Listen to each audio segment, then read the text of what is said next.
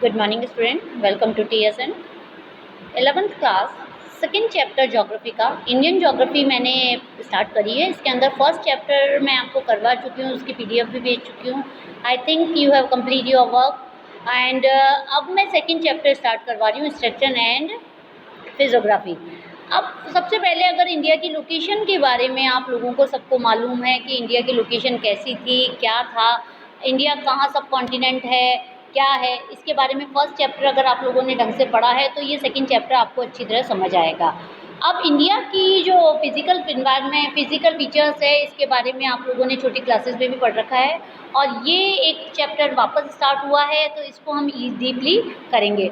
So start करते हैं हम इन दिस चैप्टर से कि इसके अंदर जो बताया गया है कि जो हम आज की जो सिचुएशन देख रहे हैं, हम देख रहे हैं जो आज जो सिचुएशन है करंट एस्टिमेट, ये हमारी आज की एस्टिमेट जो हमारा इंडियन फिजिकल फीचर्स दिखते हैं वो आज के नहीं है, ये 460 मिलियन ईयर अगो के हैं सारे। So over this longer time it has undertake many changes, बहुत सारी चेंजेस आए हैं। रोज़ आप देखते हैं मिट्टी यहाँ है दूसरी जगह चली जाती है, तो ये चेंजेस बहुत टाइम लगाता है।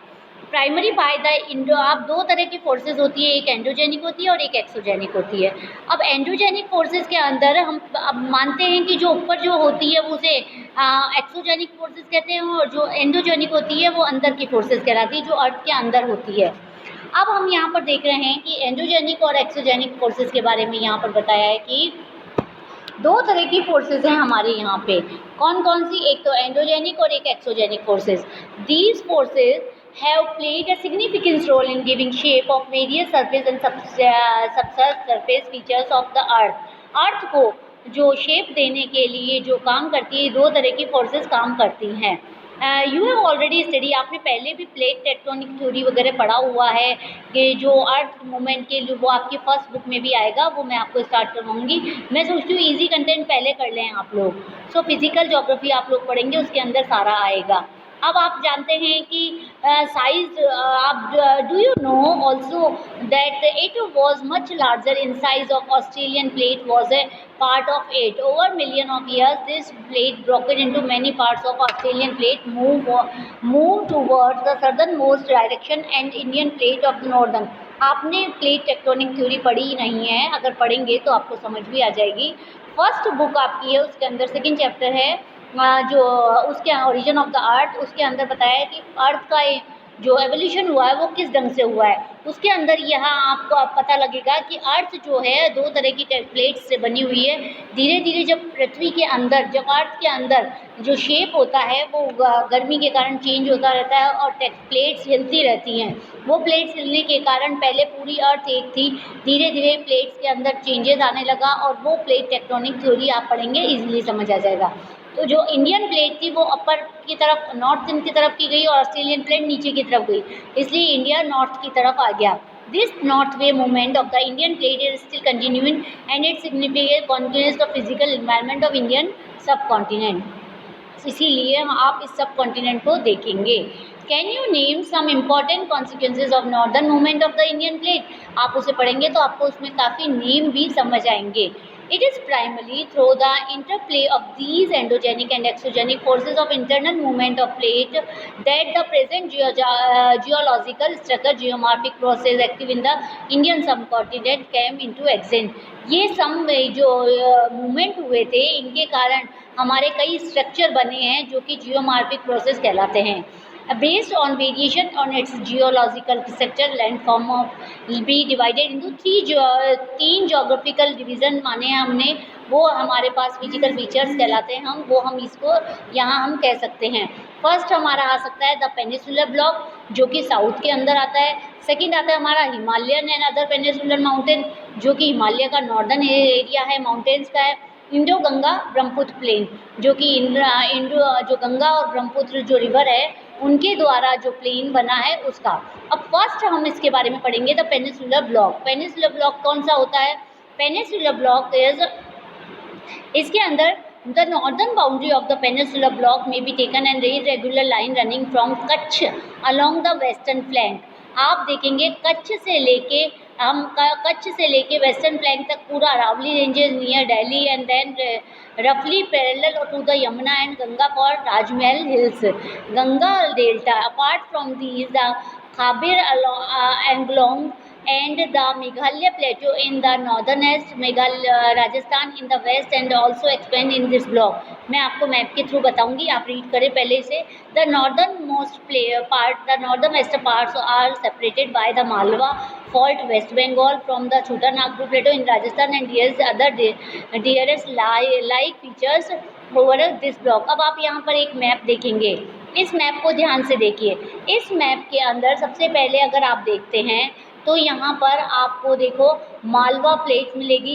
मालवा प्लेट के बाद आप अगर इसको देखेंगे तो यहाँ छोटा नागपुर प्लेटो है जो कि डिफरेंट, जो ये प्लेट आप यहाँ देखेंगे ये हमारा जो हम अभी पढ़ रहे हैं द पेनिनसुला ब्लॉक, इसके बारे में हम पढ़ रहे हैं। और यहाँ पेनिनसुला ब्लॉक के अंदर आप देखेंगे कि हमारा कच्छ, जो कच्छ है यहाँ पर आप देखेंगे, सॉरी कच्छ यहाँ पर है, ये कच्छ से run of Kutch, run of Kutch यहाँ है। यहाँ से लेके ये पूरा प्लेटो यहाँ पर देखेंगे आप सतपुड़ा रेंज जो कि राजस्थान से सेपरेट करती है, विंध्या रेंज है यहाँ पर, मालवा प्लेटो आपको बताया मैंने। इसके अलावा यहाँ पर हम लोग देखेंगे, सॉरी यहाँ पर आप लोग देखेंगे कि इसके बाद यहाँ पर राजमहल हिल्स और ये छोटा नागपुर प्लेटो ये अलग अलग करते हैं।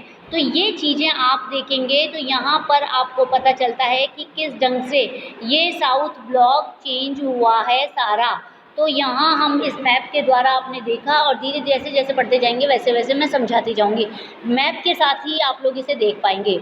The peninsula is formed essentially by a great complex of very ancient gensers and granites, which consist a major part of it since the Cambrian period। The peninsula has been standing like a Greek block। इसको आप पढ़ेंगे तो ये कुछ इतना नहीं है, आप आगे आइए। The peninsula mostly consists of released little mountain like। अब यहाँ पर आप देखेंगे कि कौन कौन से, देखिए the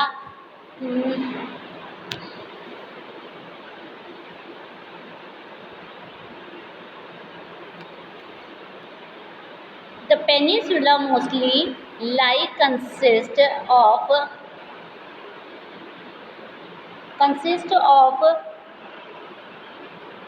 relief visual mountain like Aravali Hills,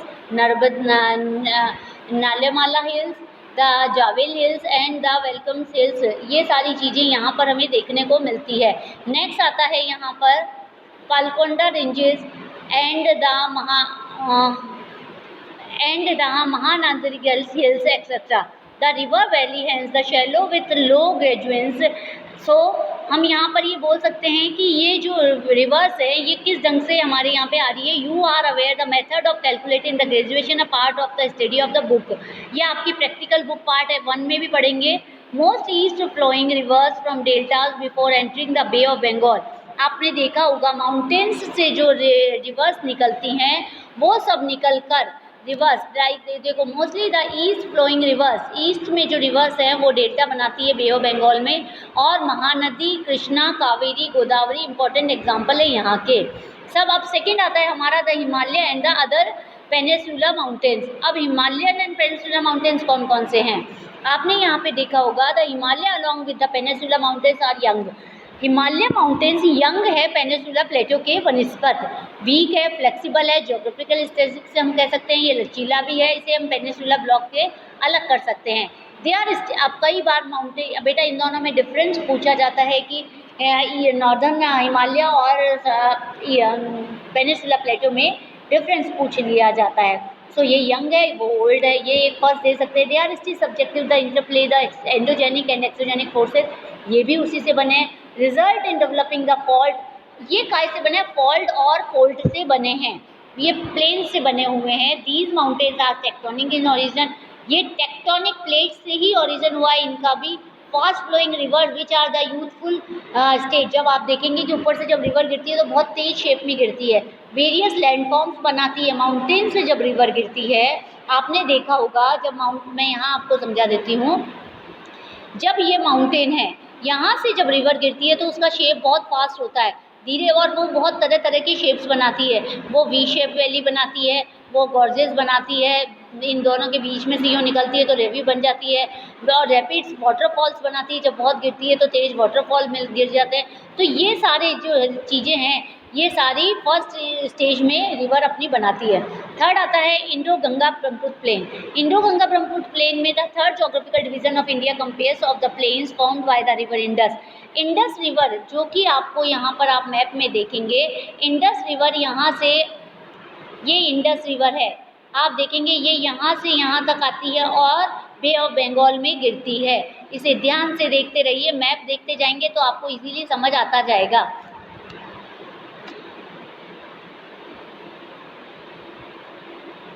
इसके बाद यहाँ पर आता है ranges. Some of ranges are greater Himalaya which include greater Himalaya. Himalaya को 3 रेंजेस में बांटा गया है। एक तो हमारा हम बता सकते हैं कि Brahmaputra, ordinary Ganga in Brahmaputra, it was geosynclinal depression which attained the maximum development